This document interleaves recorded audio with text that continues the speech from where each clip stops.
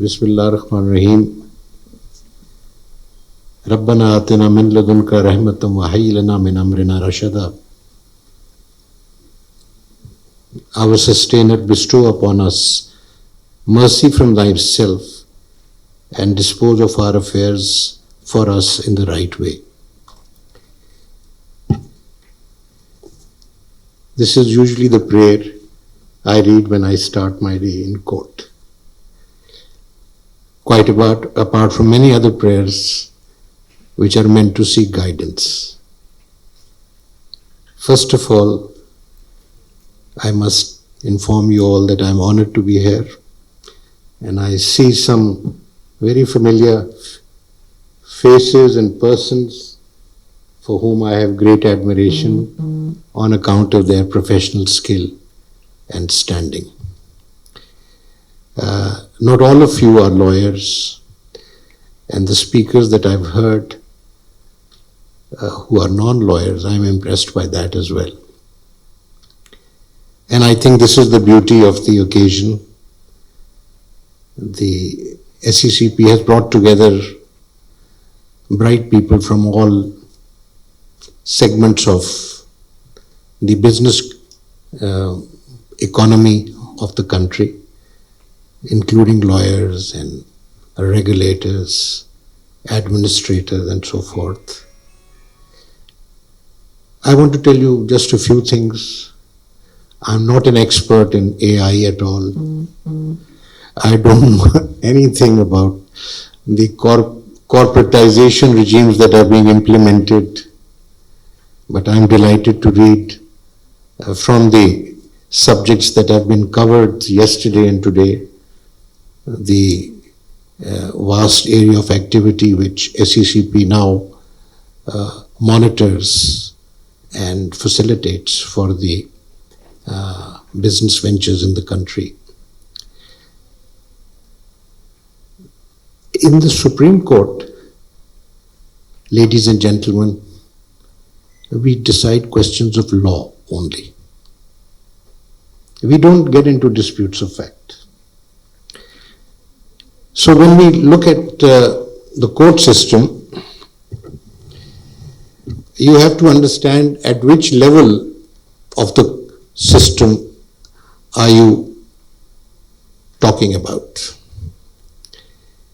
The High Court also is primarily concerned with questions of law, but they attend to questions of fact when the evidence or the material on record has been misread or ignored.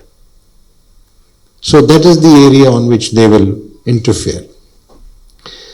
A lot of this will sound like Greek to you because non-lawyers don't know what a misreading or a non-reading of record is, and I don't blame you for that. But in essence it means that disputes which are somewhat complicated and involve interpretation of law, where the law is either vague or the dispute between the parties involves such issues that the law requires interpretation for purposes of application to the facts of the case. This doesn't happen in 95% of the disputes that arise. So the first thing is, the disputes should be settled by the expert dealing with the business or the issues in question. And the court should be involved when there is a question of law which arises, which means there are two interpretations possible, or when the evidence has been wrongly interpreted, read by the regulator, for instance. So that's point number one.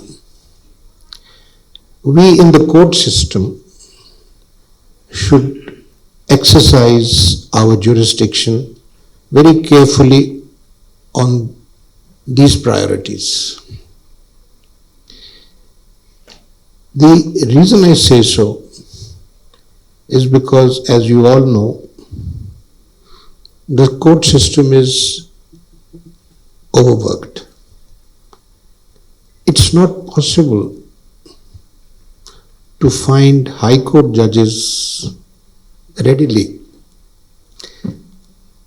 I always give the example, we have an orchard or a tree which has finite fruit. You cannot say, today it gives 10 apples and tomorrow we need 20 or 30, give it an injection and we'll get 30. No, that doesn't happen. Judges mature with time, and it's not easily, they are not easily available in the market. There are so many different tests we apply for selecting judges and so forth. So there is a capacity issue in the high courts. What we need to do is reduce the burden on the high courts and correspondingly on the Supreme Court. How can we do that? All of you have been talking about it. The regulator is the person concerned.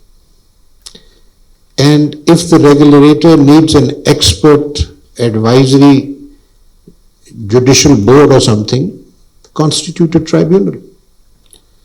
That's what the law should do. Make a recommendation. This conference can make a recommendation, and the SCCP can forward it to the government, and the government can consider the amendment of the law and constituting a competent tribunal. In service matters, there are service tribunals that are created. Their appeal lies to the Supreme Court. But you'll be surprised, those appeals lie on a substantial question of law. A question of law involving a question of public importance, substantial question of law involving a question of public importance. There are two criteria. It should be a substantial question of law, and it should be one that is of public importance. Otherwise, we can easily say, sorry, there is no question, no such question. Invariably what happens is that we do hear the parties, and then once the result is clear, instead of writing the full judgment on the dispute which has already been covered by the service tribunal, we say that there is no substantial question of law arising for our determination within the terms of Article 212, Sub-Article 3 of the Constitution. And this is the important thing about courts. Courts cannot be turned into forums that will decide factual disputes or disputes which involve technicality. I'll give you an example. Recently, we had a case from Karachi pertaining to a tariff subsidy which had, I saw the gentleman responsible, a tariff subsidy which had been misapplied. Now, you can't believe how complicated tariff calculations are. So, we heard the case and we announced the judgment. And then whilst writing the judgment, the author judge, it was not myself, one of my colleagues, said such and such aspect we've not covered. So the three of us got back together again and we said you should have a rehearing because we need to confront the parties. So we had a rehearing. And then these lawyers, they knew their case, on the back of their hands. So immediately they understood and we got the answers, and within about 10-15 minutes we closed the hearing again and announced the judgment again because the point had been clarified. But what I'm trying to tell you is that that case was an eye-opener for me. I mean, it's mind-boggling sometimes, these technical details. I'm sure we had people from the telecom industry speaking to us. They have similar issues. So your regulators need to have this capacity to resolve these issues. And for instance, in the case that I referred, the matter was returned, I think, to NEPRA because they were the competent party or authority for that. What I want to tell you is that sitting in the Supreme Court, we look at the law and see whether it corresponds with or is compatible with or promotes the objects of our Constitution. We want to see if the law has any priorities which it is addressing. Today, when I was thinking of what I would want to say to you, is that our law must support and encourage private business. That's point number one. Business development and business growth automatically translates into economic growth. What is necessary for promoting business? We need a regulatory system, whether it is in tax, whether it is in corporate regulation, whether it is in relation to provision of infrastructural facilities like power, roads, water, gas, different industries. The fertilizer industry wants gas subsidies. Textile industry, yesterday you saw an ad, wants power subsidies, and so on and so forth. What we need to do is, whether these laws apply and provide these facilities in a non-discriminatory manner. Now that is a question for the Supreme Court. Article 25 of the Constitution. That look how the same resource is being allocated. This is unfair. And the result is it creates a distortion in the economy. The market is not allowed to operate and so forth. So, from the point of view of the Supreme Court, that is one of the priorities that we look at, whether the law is answering constitutional mandates. Another constitutional mandate is integrity. Integrity not just in public authorities. Recently, I took a chance at writing a judgment on a criminal matter, and I introduced this concept of commercial integrity. There must be integrity in business also. What does the law do to promote commercial integrity? You don't want watchdogs or cameras watching over you. There has to be a conscience that directs a person to do the right thing, to not cheat, to not commit fraud. You will be surprised. A lot of our cases arising from National Accountability Board Bureau references have to do with cheating with the public by sponsors of housing estates.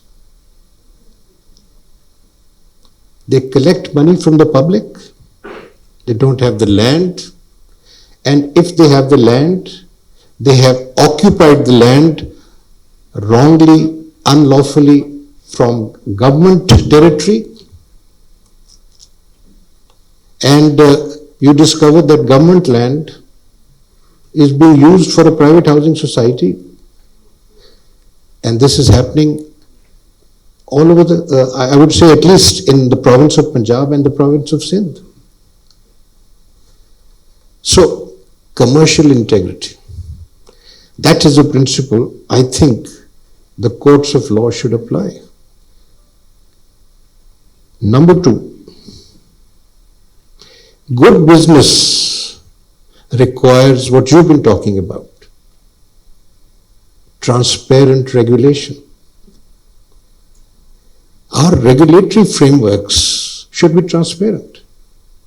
All the notifications, all the circulars, all this, as we just spoke and heard Mr. Jamil telling us about AI and so forth, the very first thing is the relevant information should be accessible to everyone. Do you know, a great deal of problems between the private businessman and the public sector, which means the government, take place because the regulatory regime is not known to the public. Taxes are imposed, custom duties are imposed. Suddenly you discover that you purchased, entered into a import agreement, paid the money when the tax was, let's say, X%. When it arrives, suddenly they will impose a regulatory duty, it becomes X plus Y% and changes the whole scenario for the importer. So at the end of the day, it's not just corporate regulation which will promote business. We need to improve the government interaction and accountability to the businessman. That is fundamental. Why?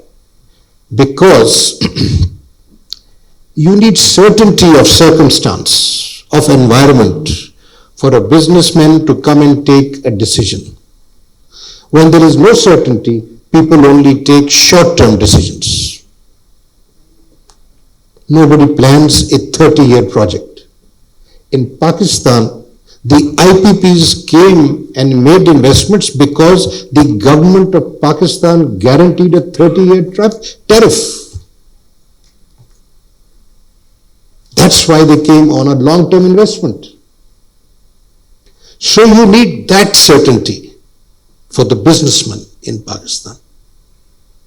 You need fair treatment under tax laws.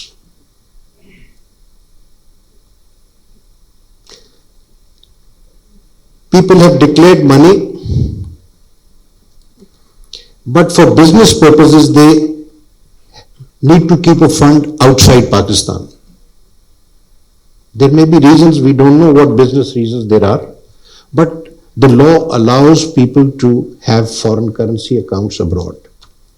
I'm talking about companies. Recently,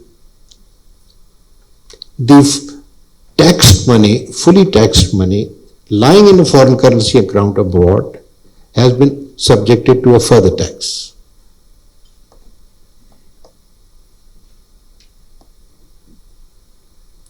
Now, there must be some reason for it. We will find out that reason. And the court has an obligation to apply the law. We do not suspend laws just like that. There has to be a constitutional violation to suspend a law. So we directed deposit in court, 50% deposit with the department. But when we hear this, I think the only ground they have, which may be a good ground when it is heard, I should not actually talk about it.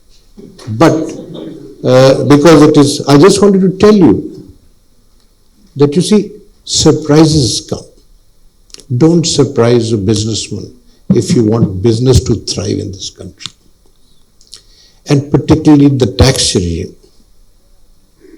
The tax regime must be reliable, consistent, because you can't cut the tree if you're basically looking for the fruit.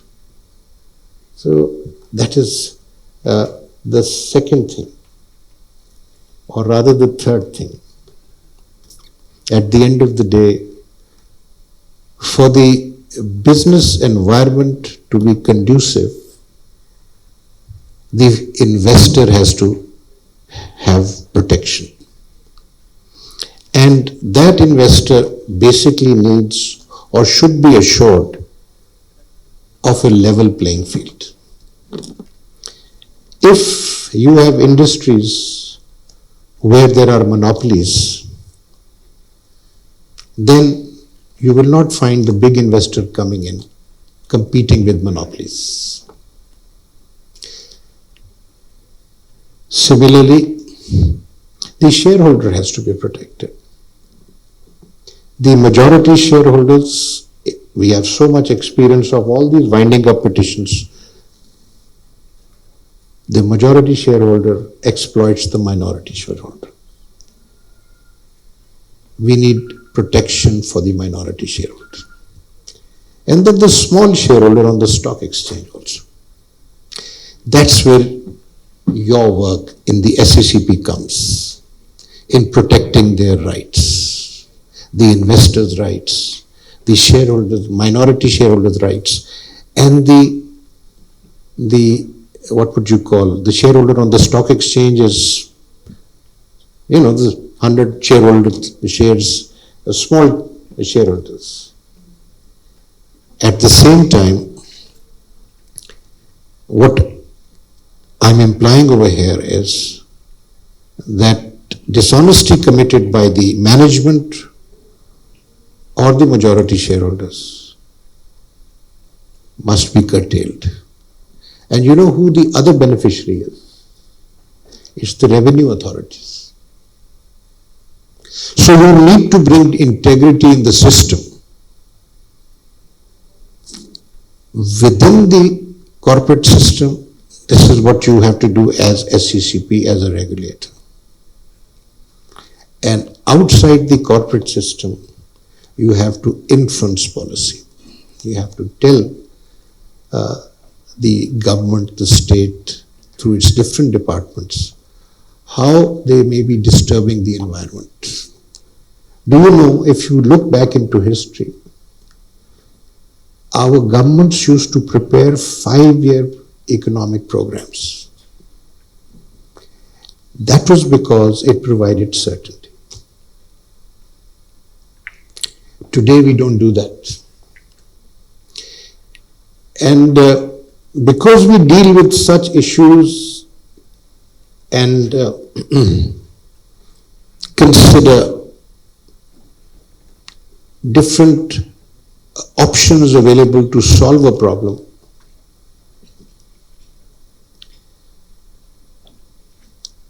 we think about what ought to be done to improve the situation, ameliorate the situation, and create a better environment.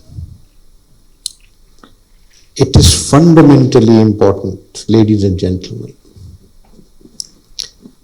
that we strengthen all our regulatory institutions.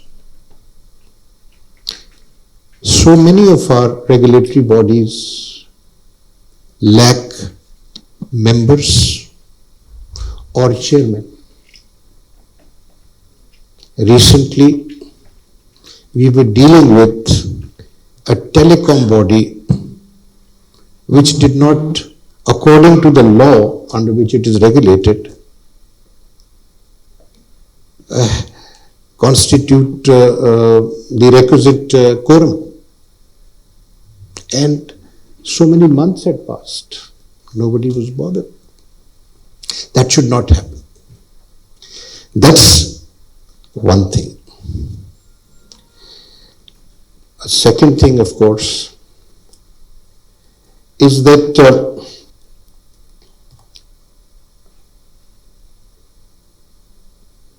let me move to the next point, because there are a few other suggestions I have, but I don't think that this is the forum to share them. But the point of importance is that we have to create the requisite environment, and for that there are a number of things which are essential for their environment to prosper, that must be fed into the system. Regulatory bodies is one, constitutional bodies is another. I mean, the Election Commission of Pakistan is a constitutional body. We have to, as courts of law, support the Election Commission of Pakistan. There is another body, constitutional body, whose services are underused, and he has jurisdiction all over the country. He can go into the province, he can go into the federation. Accounts of the federation, I'm talking about the Auditor General of Pakistan. We have to make him strong so that he can go and check the accounts on his own. Because whenever you have an issue about accountability, it goes into the accounts. You find out 3 years later that so much money was taken away. Finally, in all these bodies that I talk about, which includes the regulatory bodies, talk about the courts, it's not just the numbers that matter in determining capacity. It also depends on skill. All of us need training. For instance, I will confess immediately, I need training in IT. I'm not good at IT. So I can maybe operate the computer, but that's about all. All these other things, that these vistas and horizons that have come up, ये क्या नाम है, chat GP क्या नाम है? I mean, I believe it is excellent, but I haven't ventured into it. But some of my younger colleagues are doing it. So we need to build capacity. I don't know if I sounded relevant, but I shared some personal thoughts with you on this subject. I'm grateful to be here. Pleasure meeting you all. Thank you very much. Thank you.